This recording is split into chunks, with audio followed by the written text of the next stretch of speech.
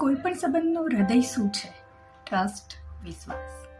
વિશ્વાસ કંઈ એક દિવસમાં નથી બનતો. એ બનાવાય છે નાના નાના સચ્ચા કામોથી, નાના વચન પાલનથી અને સાચું બોલવાની હિંમતથી. પણ વિશ્વાસ તૂટે છે જ્યારે શબ્દો કંઈક અને વર્તન કંઈક કહે. અને વિશ્વાસ બને છે શબ્દો અને વર્તન બંને એક દિશામાં ચાલે. અને યાદ રાખીએ, વિશ્વાસ એ કંઈ ડિમાન્ડ કરવાથી નહીં, એ અર્ન કરવાથી મળે છે.